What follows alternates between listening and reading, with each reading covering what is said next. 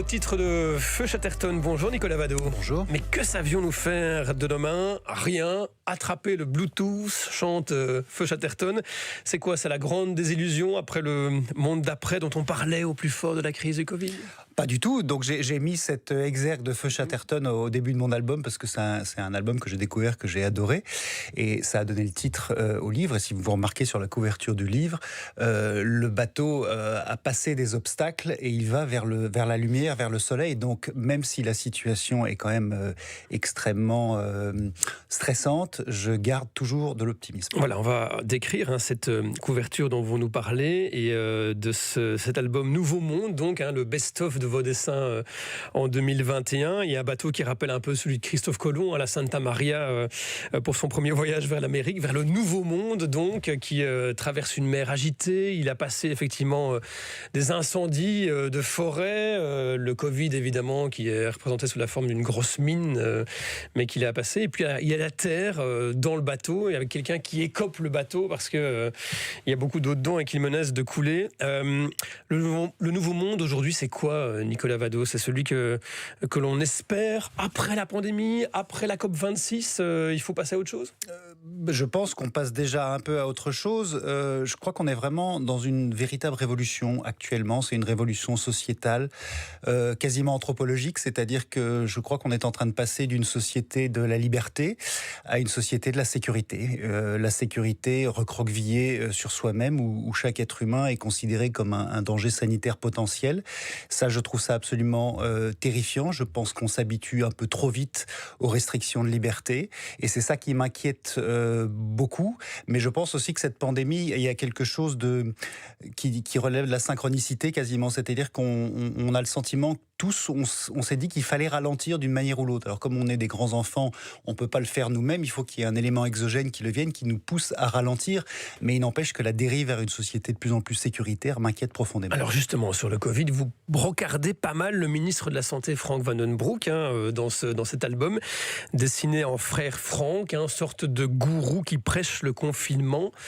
Pourquoi? Parce que sa gestion, selon vous, de l'épidémie a été un peu trop rigoriste. C'est lui qui incarne ce monde de la sécurité. Je vous rappelle quand même qu'il y a un an, il a voulu fermer les commerces en parlant d'un effet choc, sur vos antennes d'ailleurs, ce que les commerçants n'avaient pas du tout apprécié. Donc il y a une vision extrêmement rigoriste de sa part et aussi de certains experts qui sont devenus en fait le vrai pouvoir politique. Et moi, mon rôle en tant que dessinateur de presse, c'est de brocarder le pouvoir politique quand il va dans l'excès. Et j'estime que Vandenbroek, comme certains experts, sont allés dans l'excès. Il y a un dessin qui se demande aussi si on aura tous un QR code sur le front dans le monde d'après, qui est assez... on n'en est pas loin. C'est flippant. Il y a un autre avec le variant indien qui s'apprête à faire écrouler le château de cartes de la vaccination. Vous craignez pas d'être récupéré par les anti-vax, par les complotistes avec ces dessins qui peuvent aussi servir à ces thèses-là, Nicolas Vado? Écoutez, ça fait partie du métier. Je suis absolument pas anti-vax, je suis absolument pas complotiste. J'ai toujours été très favorable à la vaccination pour les gens qui en ont besoin. Et donc, je n'ai jamais été contre ces choses-là. Je suis contre les excès, mais...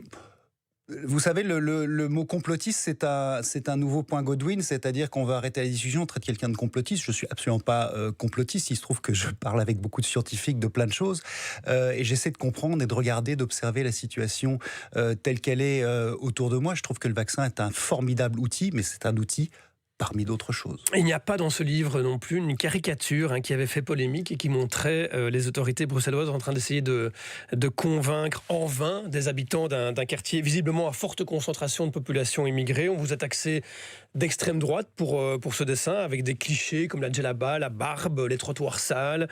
Comment vous répondez aux détracteurs de ce dessin? Écoutez, je réponds, j'avais eu un échange avec un monsieur qui habite dans ces quartiers-là, qui m'avait écrit, qui n'était pas du tout content du dessin, mais il était resté tout à fait poli. S'il nous écoute, je le salue parce qu'il se reconnaîtra. J'ai eu une longue discussion avec lui et il s'est plus ou moins rangé à mes arguments derrière. Vous savez, quand je fais un dessin, je me dis toujours, je dois pouvoir assumer ce dessin devant les personnes qui sont représentés. Ils sont concernés. Voilà. Et là, il n'y a aucun problème avec ça. Donc après, il y a des campagnes de haine qui peuvent être organisées après. Ça fait aussi partie de mon job. Un dessinateur de presse qui dérange personne, il ne fait pas vraiment bien son travail. Donc j'assume et je vous dis, c'est le genre de dessin que je pourrais tout à fait défendre devant des gens qui se seraient sentis attaqués. Et ça fait partie du métier, ça fait partie du débat. Dans cet album Nouveau Monde, il y a aussi un dessin qui compare la cancel culture au procès stalinien. Oui. Les pensées anti-soviétiques d'hier deviennent aujourd'hui les offenses aux minorités.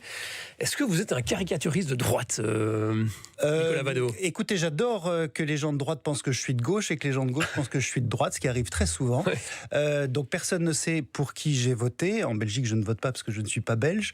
Mais je peux vous dire que j'ai jamais voté dans ces eaux-là, loin s'en faut. Et donc ça fait aussi partie du métier. Et encore une fois, dans ce bouquin, il n'y a évidemment pas que du Covid, parce que les gens en ont un peu marre. Il y a d'autres choses, il y a l'actualité internationale.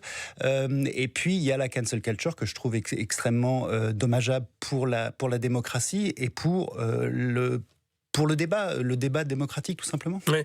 Il y a Trump, évidemment, encore très présent dans cet album Nouveau Monde, Nicolas Vado. Vous retracez le duel avec Biden et puis la prise d'assaut du Capitole, on s'en souvient. Vous comparez Trump avec le Covid en vous demandant qui sera le pire has-been des prochains mois.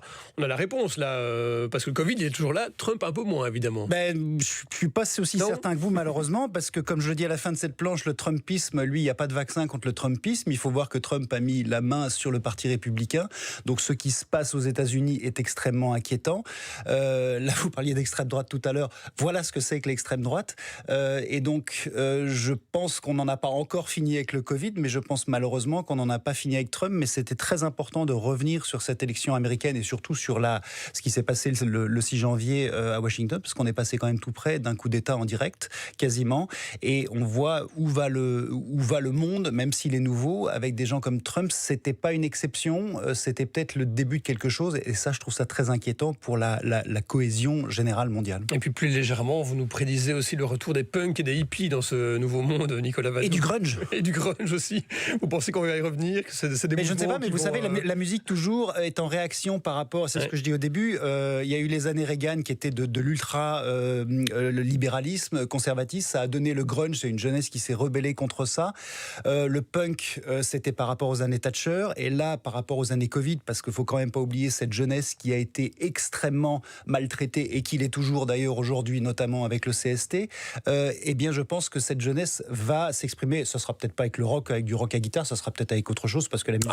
c'est avec le rap pour l'instant. C'est avec le rap, ouais. Et en fait, parce que chaque musique ringardise la précédente, ouais. mais là, j'espère que la jeunesse va trouver un exutoire pacifique. Voilà, Nouveau Monde, best-of des dessins de cette année 2021, c'est signé Nicolas Vado, c'est paru chez Nicolas Vado, puisque vous êtes votre propre éditeur depuis quelques années maintenant. J'imagine que ça se passe bien, que vous êtes content de ne plus être dans une grande maison d'édition. Tout à fait.